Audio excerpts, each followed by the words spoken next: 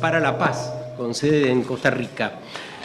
Magda Alejandra Choquevilca es investigadora, productora andina, integra ciencia, biodiversidad, saberes ancestrales.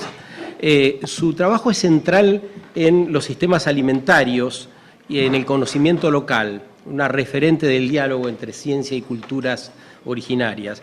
Y Mampele Rampele, presidenta honoraria del Club de Roma Internacional, ha tenido una carrera distinguida como activista, médica, académica, líder de pensamiento, cofundadora con Steve Biko del Movimiento de Conciencia Negra, que reafirmó la lucha por la libertad en Sudáfrica, y ha sido directora del Banco Mundial, también, entre otras tantas cosas.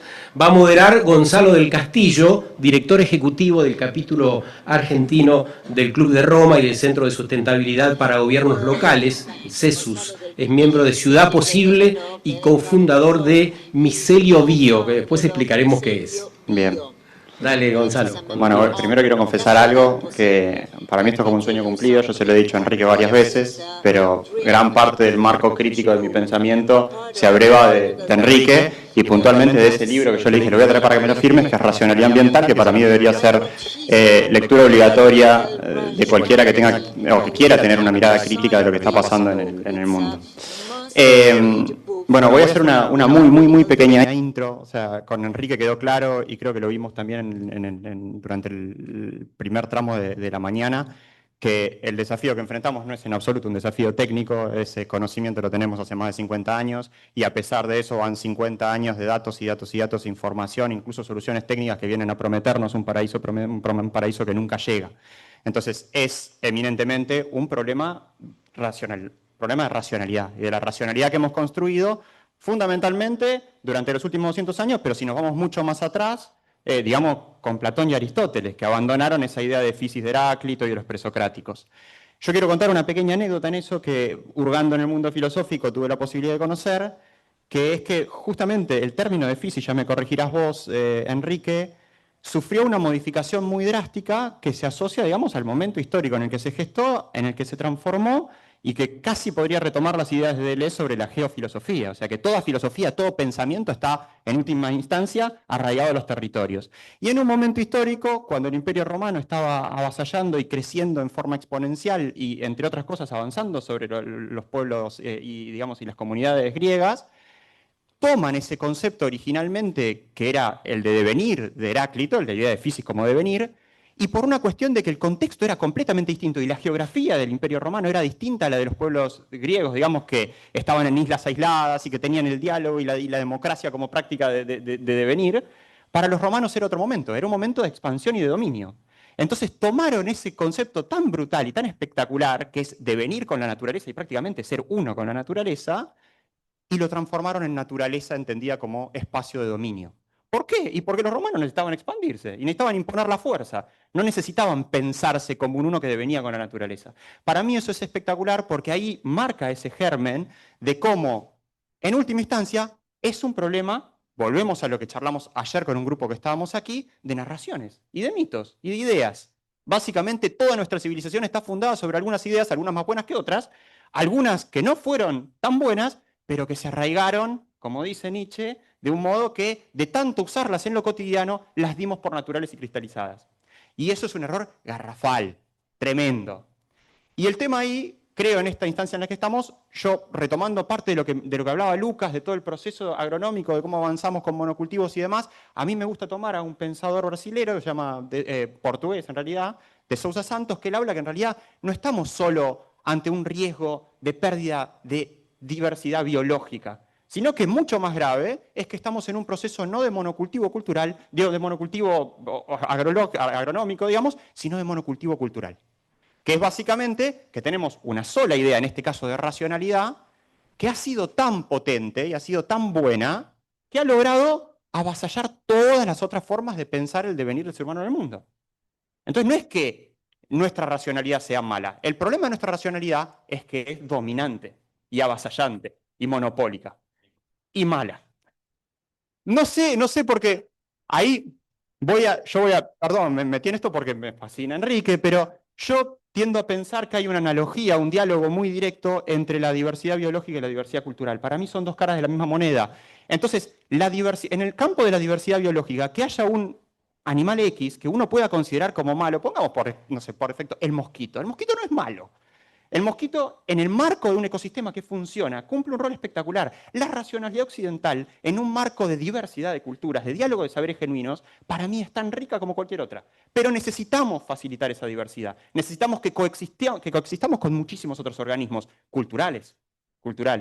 Entonces ahí el desafío gravísimo que tenemos es que estamos en una gran jaula de hierro, de que desafortunadamente tenemos no el monocultivo de producción, sino el monocultivo de la cultura. Y en ese monocultivo de la cultura tenemos que abrir necesariamente nuevas narraciones, tenemos que, más que abrir eso, preguntarnos, y esto la miro a Maggie fundamentalmente, si es algo que podamos solucionar nosotros como cosmovisión occidental. Porque nuestra racionalidad es la que generó el problema y quizás debería partir del diálogo de saberes que dice Enrique y permitirnos que otras culturas, que otras cosmovisiones cohabiten con nosotros y no, como decís en un texto, en una parte que tengo acá marcada que quería leer, pero no lo voy a leer por el tiempo, no buscar un consenso. Como decís vos, no hay que buscar consenso, hay que aceptar las diferencias y convivir en esa diferencia, en esa ética de la otredad. Así que bueno, quiero partir básicamente compartiéndoles, acá tenemos referentes de diferentes ámbitos. A mí me gustaría arrancar para que cada uno de ellos primero pueda expresar cuál es el resonar que les presenta lo que compartió Enrique en el marco de esta idea que nos planteamos del Club de Roma de tratar de gestar o dar luz a una nueva idea de humanismo, partiendo de la base de que ya la idea de humanismo mismo es una idea muy moderna. Entonces por ahí lo podemos criticar. Pero entonces, ¿cómo podemos hacerlo? Y voy a arrancar con Miriam, fundamentalmente desde el ámbito de la cultura y de la educación. Porque la Carta de la Tierra, muchos de estos principios que estamos planteando hoy, ya los planteó la Carta de la Tierra. Entonces, ¿qué hace falta desde el punto de vista de la educación para que estos principios verdaderamente se hagan carne y se conviertan en una herramienta transformadora real? Sé que es una pregunta muy difícil y más con lo que deja Enrique acá, pero bueno, arrancamos con eso y después continuamos el diálogo. Gracias, Gonzalo y Enrique, por despertar ese pensamiento y curiosidad. Tal vez referirme al tercer punto que Enrique habló sobre la racionalidad ambiental, que tiene que ver con la ética de la otredad, que nos has comentado, y tratar de tal vez hacer un puente con eso en su pregunta de qué falta en la educación. Y yo creo que mucho tiene que ver con ir más allá de la racionalidad.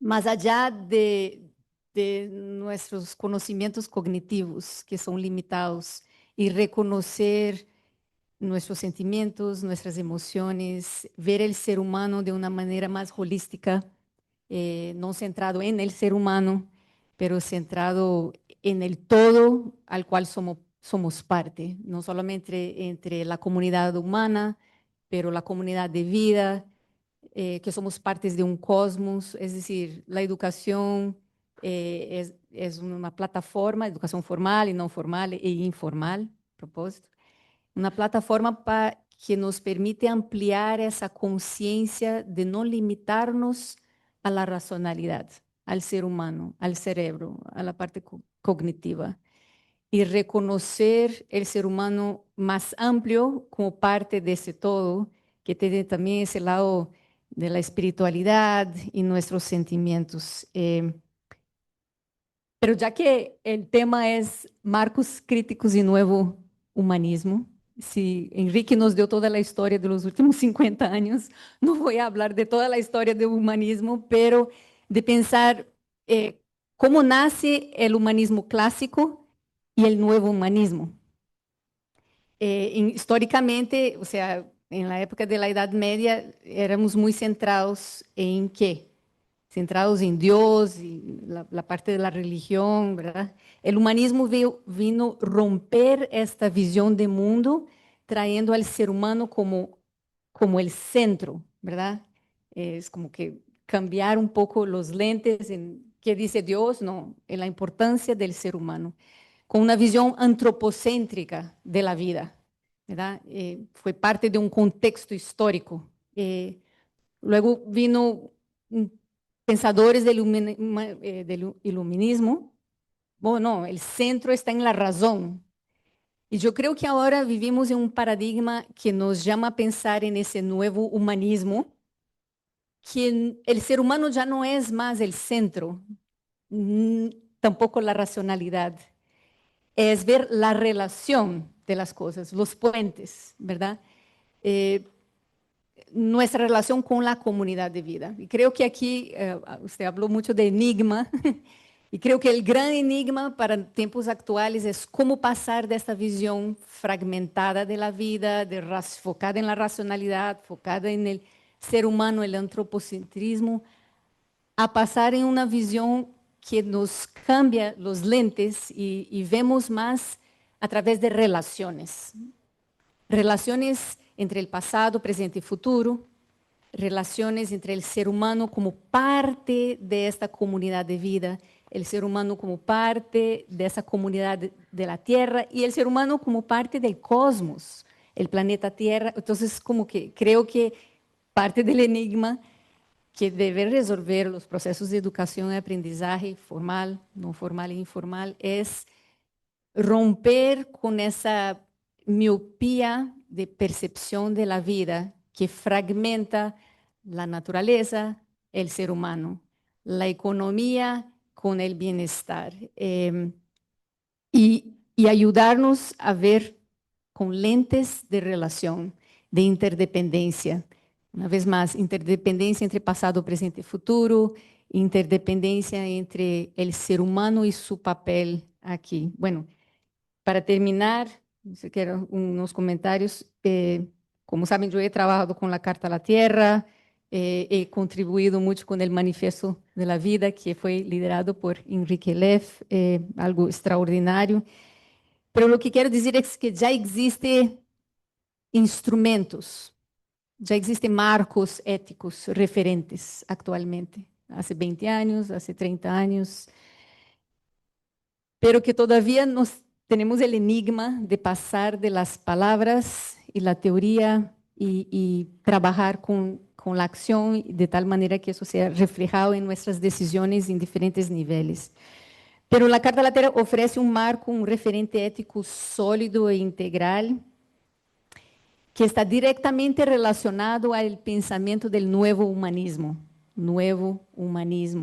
que no pone el ser humano más en el centro, pero pone la vida y nuestras relaciones con el todo, ¿verdad? Que creo que es parte del gran enigma de cómo realmente hacer ese cambio, no solamente de mentalidad, pero un cambio de corazón, de relacionamiento, ¿verdad? Entonces, creo que estamos ante un momento que instrumentos como la Carta de la Tierra, como el Manifiesto para la Vida y todo, contribuyen en ese proceso que requiere quebrar esa visión de miopía, de fragmentación entre ser humano, naturaleza, pasado, presente y futuro, ese tipo de fragmentación. Y veo que son varias corrientes, voy aquí a usar tal vez algo que al llegar aquí en Buenos Aires ayer pensé en el río del Plata, en esa belleza que está aquí. Y cómo veo yo, ¿verdad? Nací en Brasilia, 2.500 o 2.400 kilómetros al norte de aquí. ¿Cómo podemos ver las relaciones? O sea, yo veo en el río del Plata las aguas del río Paraná, las aguas del río Uruguay, está en el río del Plata. Pero las aguas del río Paraná no son solas, vienen de otros afluentes. O sea, el río Paraná nace a más de 2.000 kilómetros al norte de aquí, importante para la existencia del río del Plata. Lo que quiero decir es que en esa cuenca maravillosa que es parte de Buenos Aires, parte de Argentina, no está isolada, ¿verdad? No existe sola, pero me veo, o sea, de donde vengo, de mis orígenes, allá, del plató, del centro de Brasil, los orígenes también que contribuyen a esta cuenca maravillosa del Río del Plata. Es decir, lo que quiero decir es que hay diferentes corrientes en cuanto que impulsan este cambio de mentalidad y cambio de corazón actualmente y que forman una cuenca importante, pero necesitamos de llegar a esta, abordar esos enigmas de cómo realmente pasar de grupos aislados, si logramos hacer puentes para fortalecer esas diferentes comunidades que vienen de diferentes corrientes de ríos, que buscan la transformación social a través de ese cambio de mentalidad. Lo que quiero, para terminar, la Carta de la Tierra ofrece un marco ético, un referente ético global, con esa visión integradora de interdependencia, de comunidad de la vida, que pone la vida en el centro. Pero es un corriente en esa cuenca que busca cambios. Cambios que estão relacionados a esse novo humanismo e quase que diria eu, mais allá de um novo humanismo, que vai lejos do humanismo clássico, pero que busca essa ampliar e profundizar nossa consciência enquanto a nossa relação entre nós outros, seres humanos, nossa relação com a natureza e com esse todo maior del cual somos parte, que es el cosmos.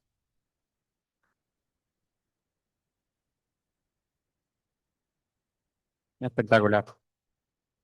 Los universos relacionales de los que habla tanto Arturo Escobar, yo creo que América Latina tiene un montón de referentes de diferentes tipos que están ayudando tremendamente a darle forma a ese pensamiento. Mucho, mm, refuerzo esto, utilizando la capacidad racional de nuestro paradigma, pero brevándose de todo el conocimiento de los pueblos, en este caso de América. Así que espectacular. Manfela. Eh, a mí me gustaría consultarte particularmente, en base a toda tu historia de vida, ¿cómo ves la posibilidad de generar ese nuevo humanismo con, digamos, las herramientas que estamos charlando hoy, teniendo en cuenta el peso eurocéntrico que tiene todo ese bagaje para llegar a crear la idea de un humanismo? ¿Vos ves posible que se cree en el contexto actual? ¿Ves que las divergencias, sobre todo entre el sur global y el norte global, hacen inviable llegar a ese camino sin una confrontación directa? ¿Qué pensás?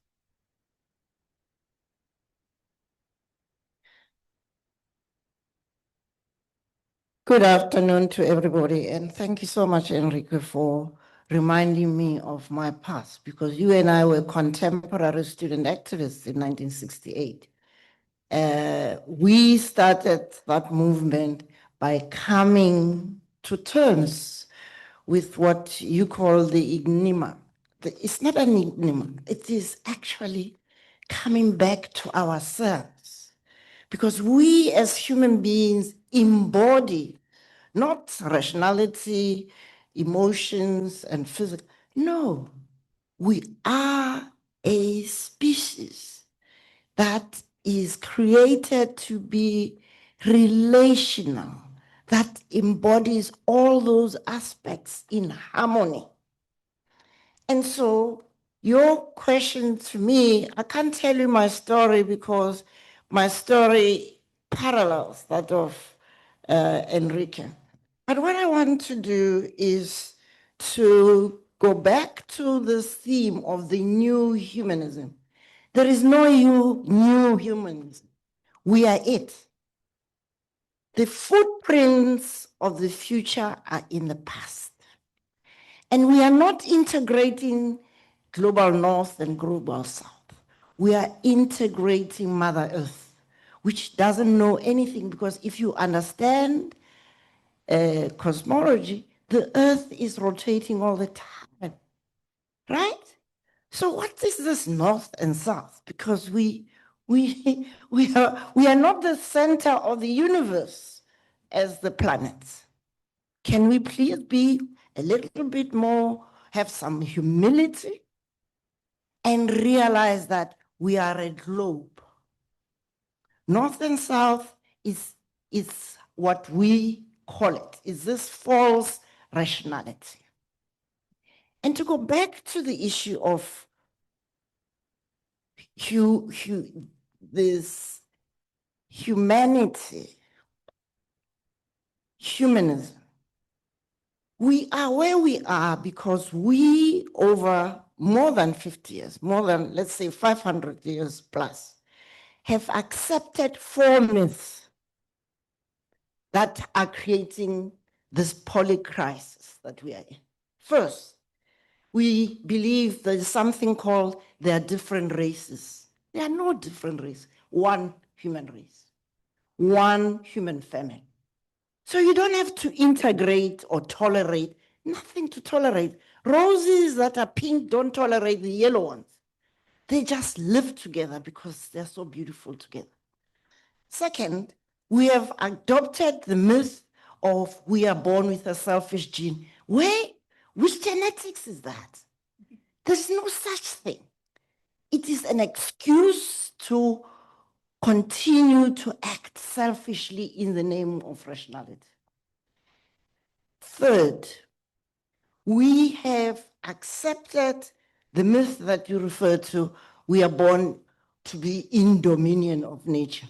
You don't even need to go to the Bible. You just have to be looking around you and realize that nature is so much wiser than us.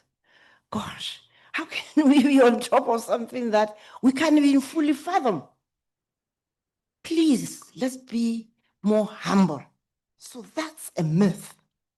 The fourth and final myth, which is driving this economic rationality, is the idea of utility maximization by Alfred Marshall. We still teach our kids. And so, in my view, the first act of responsibility for our generation to future generation, let's please completely transform the education system and the pedagogical, philosophical orientations underneath our education, whether it's math, whether it's medicine, whether it's agronomy. It is based on very false pseudoscience. Can we please go back to the beginning, those footprints? We talk about indigenous people having a worldview we need to understand. We were born, all of us, with that worldview. But ours has been completely dimmed by the 4 myths.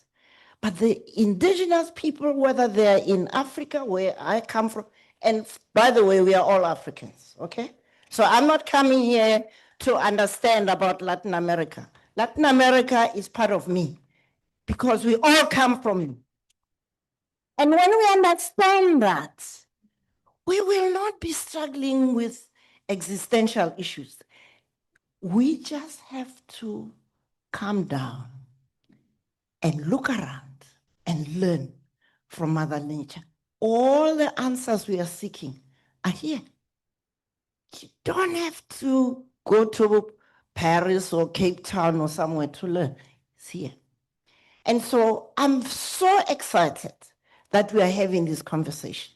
And my sister there probably knows more than all the professors in the Sorbonne, because she has not allowed those myths to contaminate it. So thank you.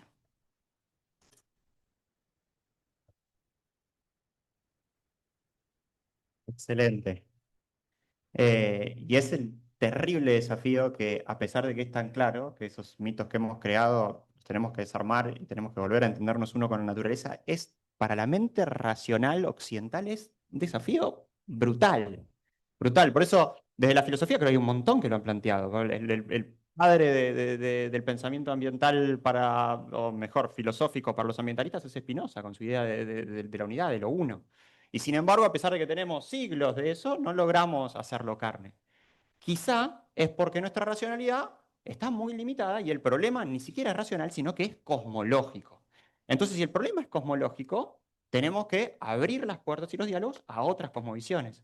Por eso para nosotros es infinitamente valioso y agradecido, ya te lo dije, Maggie, en su momento, poder contar con Maggie para ver cómo ves desde tu perspectiva todo lo que se está planteando acá y sobre todo el diálogo entre esas otras varias cosmovisiones amerindias, digamos, con el pensamiento occidental y todas las macanas que nos hemos mandado durante los últimos siglos. Que Maggie...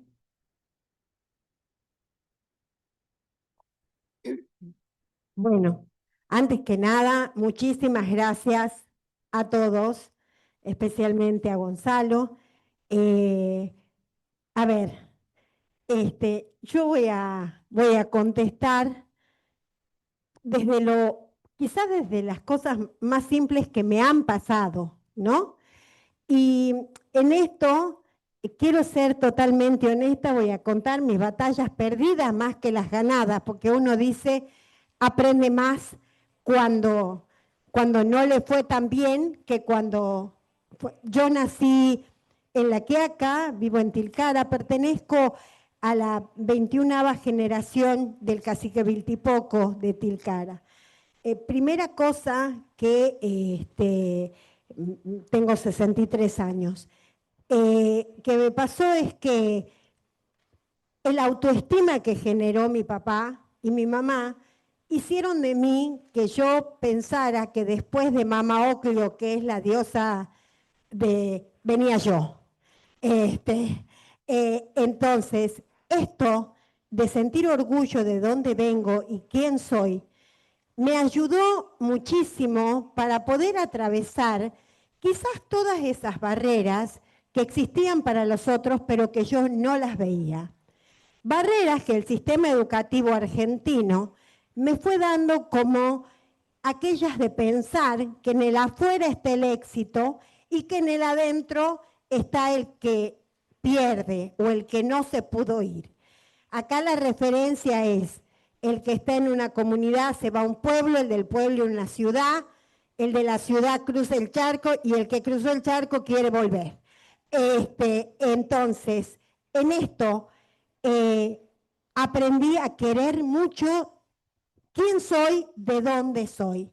Después entré a la universidad y el pensamiento me dijo que las cosas eran objetos, las papas, los maíces, todas las cosas que yo conocía. Y ahí ya empecé por mi primer trabajo, que fue la recuperación de las papas. Las hice tal cual me dijo la universidad a la que agradezco, pertenezco a la Universidad Nacional de Jujuy. Y siempre cuento que la primera vez que hice la colección le saqué 20 veces fotos y no salió ninguna. Y le pregunto a mi papá, pero en broma, ¿no? Che, papá, no me salen las fotos. Y mi papá me dice algo que en su momento a mí me pareció hasta jocoso. ¿Y vos le has pedido permiso a las papas? A mí me pareció una estupidez tan grande, pues ya dije, yo voy a estudiar 6 años para pedirle permiso. Y mi papá me dijo, si no crees, no lo hagas. Y ese fue un cachetazo muy grande a, ¿por qué tenés que construir el conocimiento perdiendo lo que vos pensás desde tu entropía y sintiendo que vos te podés relacionar desde otro lugar? Entonces, ahí nomás las saumé, les puse todo, le digo, papitas queridas, es por ustedes, y miren dónde estoy gracias a las papas. Entonces, esta cosa como segundo aprendizaje en esta deconstrucción. Unificar las únicas formas de construir conocimiento y pensar que el conocimiento, solo hay un camino para construir, hay muchos caminos. Y esos muchos otros caminos, algunos pueden ser caminos solo de construir pensamiento, pero otros son de construir sentimientos. Y estos sentimientos más pensamientos juntos crean algo que creo que es lo que nos moviliza hoy a todos. Una cosa que la dejamos de lado cuando estamos en ámbitos académicos, que es la pasión. La pasión, el amor, estas cosas que quedan como cuando uno habla esto en ámbitos académicos, te dicen, pero ¿qué? No estamos en terapia, para decir, ¿no? Y después las papas me llevaron a algo mucho más hermoso, que fue, ahí ustedes van a ver, las papas me enseñaron que pueden vivir todas siendo diferentes en un mismo lugar y se destacan. Cada papa sirve para cada cosa, cada maíz sirve para cada cosa. Y no se pelean, viven todas juntas. Y de ahí me llevaron a la cocina. Yo en este momento trabajo desde la cocina, pero no desde la cocina cocinando solamente, sino arraigando nuestra cultura alimentaria. Para no ser extensiva y terminar, diría que esto del cambio, esto de pensar desde dónde iniciamos, desde cada acción cotidiana, qué ponemos en la mesa, qué simboliza ese alimento que llevamos a la boca. Si simboliza solamente lo que compramos o un agricultor detrás de eso o un alimento que no solo me genera bienestar, sino un buen vivir, que no es lo mismo. Y en esto me hago la propia interpelación de decir, nosotros pensamos que el pasado está adelante y el futuro está atrás. Y tengo 4 hijos, 2 nietos. Quiero profundamente reconocer y que ellos reconozcan las huellas que estoy dejando. Las huellas que estoy dejando, no solo de pensamiento, sino de sentimiento. Y para terminar, les voy a compartir una frase de un poema, porque yo creo que todas estas cosas también se relacionan con nuestra parte lúdica. Mi abuelo, Germán Choquevilca, dice, pero el indio de América no ha muerto, se ha tendido a dormir un sueño largo. Solo espera el llamado de sus dioses para lanzar toda la fuerza y el amor del Yuyayaco. Muchas gracias y perdón.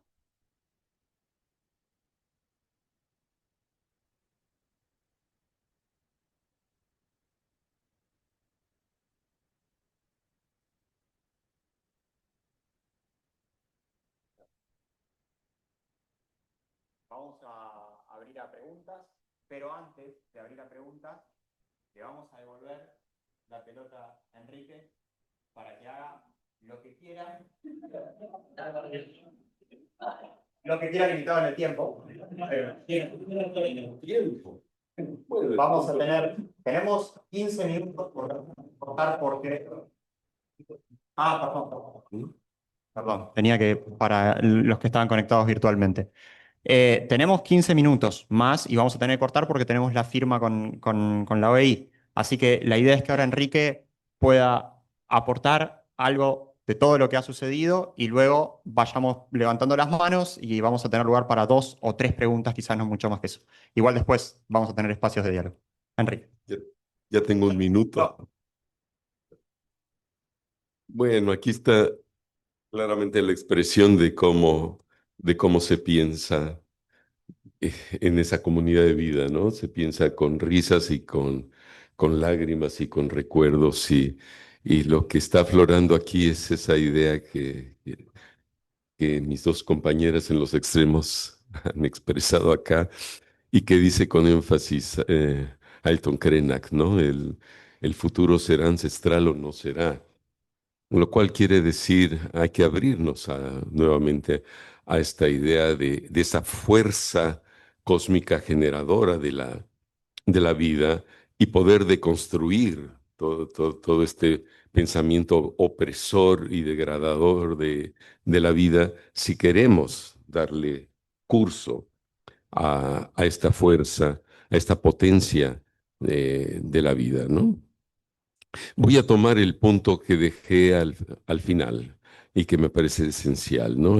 Cuando queremos pensar un nuevo humanismo, ¿en qué tenemos que pensar? En todo aquello que la humanidad no ha sabido pensar y vivir acorde con. Como decíamos, el mundo humano y la comprensión del humanismo quedó totalmente atrapado en esa idea también muy inicial del pensamiento griego, ¿no? Fue esa pulsión que está instaurada en la condición del logos humano, que es esa condición que viene, sí, del logos humano, que es una, podríamos decir, una pulsión hacia la síntesis.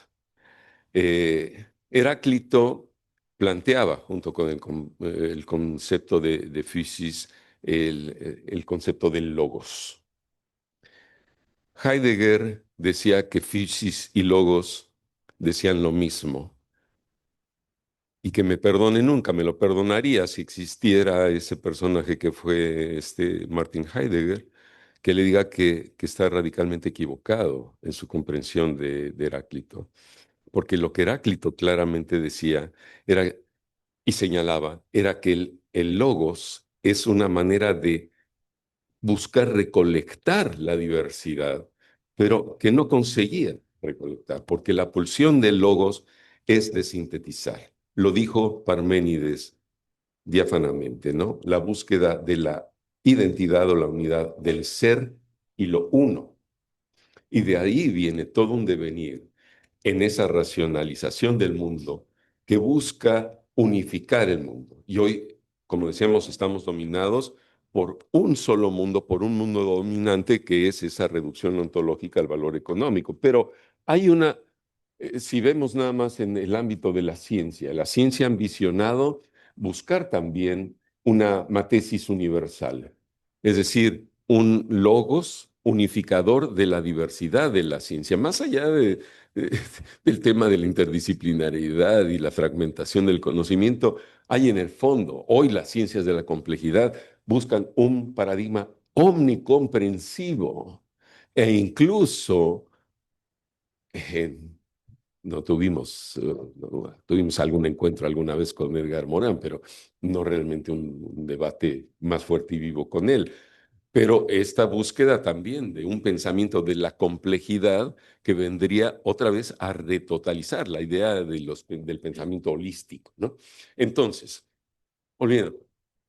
Eso ha marcado mucho este constreñimiento de la razón y esa dificultad para pensar lo múltiple, que señalaban muy claramente Deleuze y Guattari, por ejemplo, pensando en pensadores más modernos. Y por eso ese principio de que ese pie fuerte de la racionalidad ambiental, que es inscribirnos en la diversidad, en el devenir de la diversificación, complejización de la vida y al buscar pensarlo y vivirlo. Pero decía que el tema, digamos, Heidegger también criticaba el humanismo porque lo veía como una acción, pues casi de carácter también técnico, ¿no? Porque él estaba en su misticismo de recuperar para él el problema de la humanidad era el olvido del ser, ¿no? Y criticaba a la Lebensfilosofía, la filosofía de la vida, como si fuera también parte de este mundo de la técnica. Y para mí es la parte, digamos, religiosa, mística de Heidegger, de un pensamiento, de una abstracción del ser que finalmente dejaba al mundo de la técnica que decía que era el problema del desastre, del colapso, digamos, de la civilización, pero en la esperanza de una especie de mesianismo, de que llegara a manifestarse una abstracción que era impensable para la humanidad, que era el ser, el Ereignis, ¿no? Decía, ¿no? Bueno, el tema es que todo eso han ido, digamos, un humanismo muy centrado en el ego, en el yo.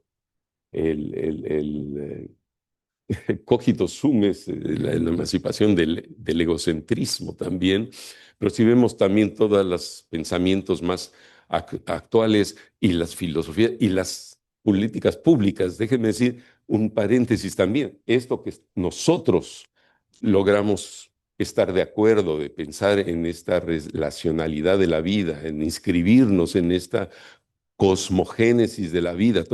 Nosotros estamos, ¿cómo, pensando en acción regenerativa, vamos a llevar esto a la acción de las políticas públicas? Donde este discurso, dicen, está bien en su espacio. La otredad, la otredad. La otredad es lo impensable para la humanidad hasta ahora. Es darle derecho de existencia a esas otras formas de ser en el mundo que no son ni siquiera, que no pueden someterse a mi ego, a la predominancia de mi ego. No es propiamente un alter ego, como un ego, es otro modo de existir que tiene derecho de existir, que puede rebasar y que rebasa mis posibilidades de comprensión, ¿no? Como le digo a mi mujer, yo ni siquiera alcanzo a comprenderla completamente todavía. Y dice que por eso todo mi discurso de la otredad y del diálogo de saberes son palinas, porque no alcanzo Era un problema personal. no alcanzo. No, no, son problemas de la otredad. No, Son problemas de la otredad. Pero la otredad en el diálogo de saberes es lo que abre las vías regenerativas de la vida. Es la fecundidad, diría Levinas. Yo he intentado atraer al gran Emmanuel Levinas al campo de nuestra ecología política y de todo eso, ¿no? perdón, Enrique, que te tenga que cortar. Mil perdones. Después prometo que vamos a encontrar espacio para poder seguir dialogando con Enrique, pero tenemos muchas preguntas y tenemos solo 5 minutos. Mil perdones, Enrique. Bueno, vamos a hacer 3 preguntas y las respondemos como se pueda. Carlos, Nat y Josh, ¿ok? Solo insistir en las resonancias. El mismo año que se fundó el Club de Roma, estabas en el movimiento estudiantil en México, reprimido en la matanza de la Plaza de las Tres Culturas, qué terrible. Mampela Rampel estaba desarrollando el movimiento de la conciencia negra en Sudáfrica. Y muchos años después empezamos con Mampela un trabajo que ahora estamos prolongando para abrir el Club de Roma a otros marcos de interpretación de la realidad. Lo llamamos pluriversalidad. Dentro de ese marco de transición civilizatoria de la que hablaste, y toda esta sesión, tu ponencia y la anterior me confirman lo que dije.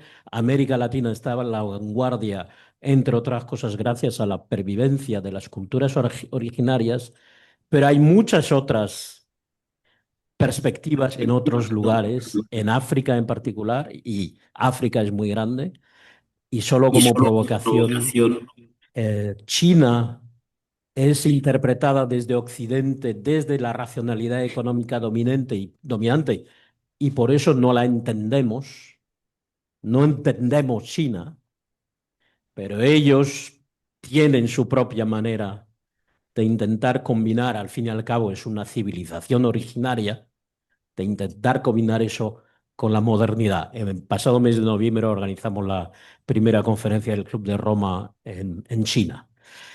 Entonces, todos estos elementos son los que configuran la esperanza. Muchas gracias, Gracias, por Carlos. vuestras intervenciones. Gracias.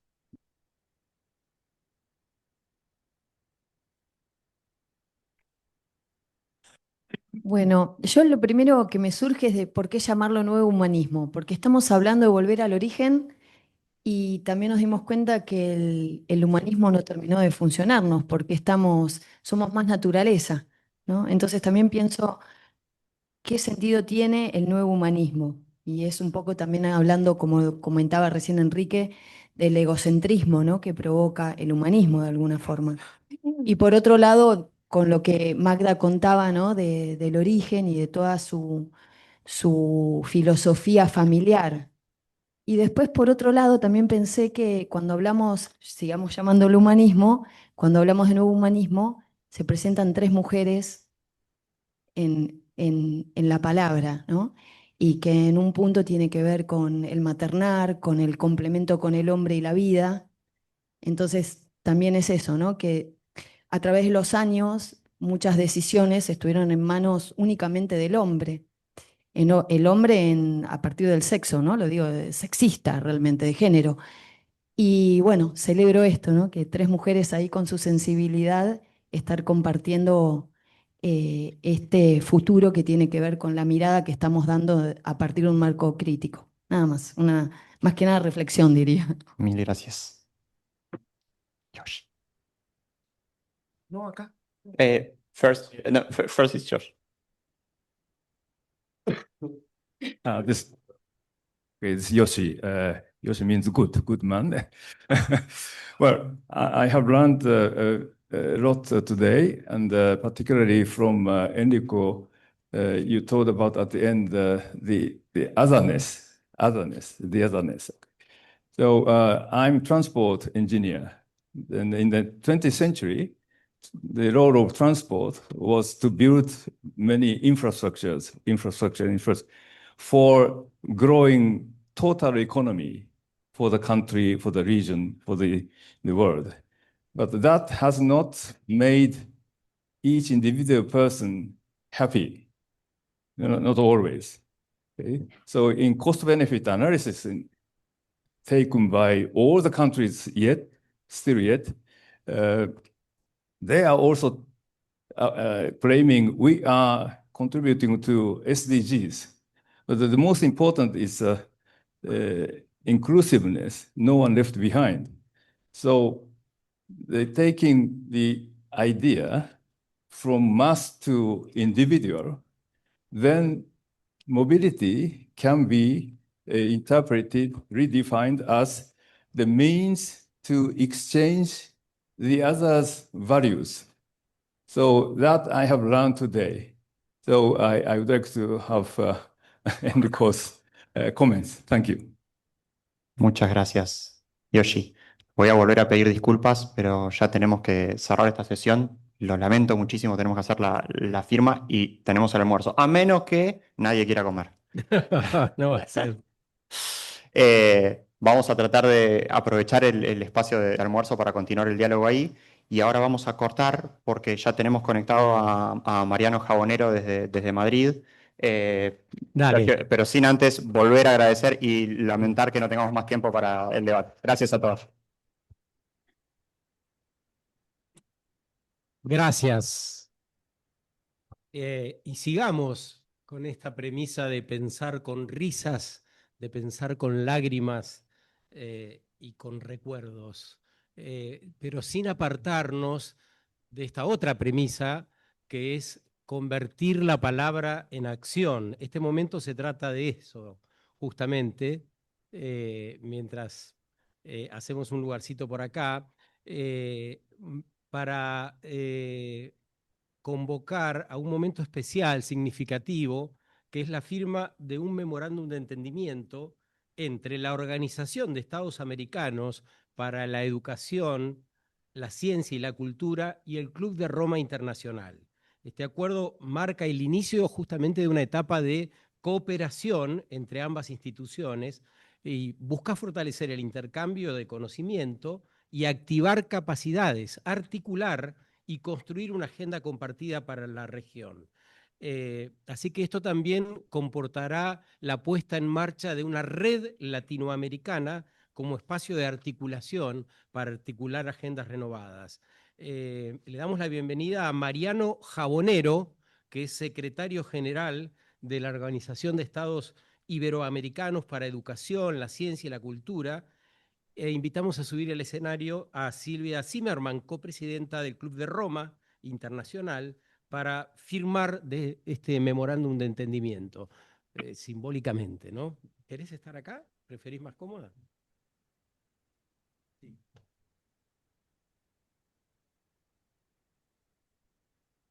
A ver si nos vemos. Hola Mariano, qué gusto y qué honor este encuentro para que, bueno, celebremos este protocolo de colaboración que nos va a llevar a trabajar conjuntamente por Latinoamérica con esta idea también de Iberoamérica, algo que creo que tenemos que resaltar también en un momento en que de pronto nuestro idioma, nuestros idiomas han sido tan vapuleados de manera irresponsable. Heidegger, volviendo un poco a Heidegger, que nombró aquí a Enrique Leff, decía Heidegger que la lengua, el lenguaje, la palabra es la casa del ser. Y bueno, nosotros tenemos la casa del ser del español, del portugués, de las lenguas nativas, y tenemos que preservarlo porque es nuestra casa. Y es hermosa, es noble, y la vamos a seguir cultivando. ¿Qué tal, Mariano? ¿Me escuchas bien? Bien, Silvia, muchísimas gracias a ti y a todos aquellos que han ayudado a que este momento sea una realidad. En primer lugar, a nuestro común amigo Ricardo Diajos Reiner, que es presidente del capítulo español del Club de Roma, y a ti por la colaboración, y a la gente de la oficina de la OI en Argentina, al director de la oficina de la OI en Argentina, Luis Escaso, y al director del Observatorio de Ciencia de la OI en Argentina, Adolfo Barrere. Muy brevemente, porque creo que el momento, digamos, de formalidad, la OI somos la entidad de cooperación más antigua del sistema iberoamericano. Hemos cumplido ya 76 años de actividad en la región. Somos la única que tiene presencia física con sedes en todos los países de la región. Otro dato, digamos, a tener en cuenta. Y la que tiene mayor número de proyectos de cooperación en activos, gracias a los países de la región, a la Banca Multilateral, a la Unión Europea y a algunas entidades.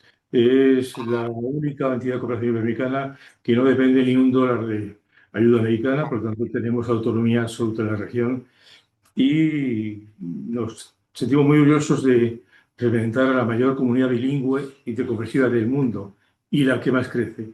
Nuestras lenguas oficiales de los países nuestros son español y portugués, son las dos lenguas que más crecen en el mundo gracias a la ciudadanía. Las lenguas son de las personas, son directamente, cada persona tiene dos patrias, su lengua y su infancia.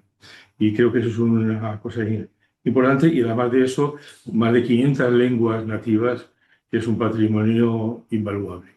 Por lo tanto, representamos una comunidad iberoamericana, una comunidad que es, como insisto, la comunidad bilingüe intercomprensiva del mundo mayor que más crece. Somos ya más de 850 millones de personas, de ellos 64 millones en Estados Unidos, y creo que todo eso es un patrimonio que tenemos que cultivar y trabajar básicamente en torno a educación, cultura, ciencia e innovación y derechos humanos. Ahí creo que la respuesta de la región es muy generosa. Sobre todo ejecutamos más de 650 proyectos, atendemos diariamente a una media de 10 a 12 millones de personas y hacemos en realidad el lema de la OI, que no es, es huir de la retórica hueca y hacer que la cooperación realmente suceda. Para eso trabajamos casi 4.000 personas en la OI de 21 nacionalidades diferentes.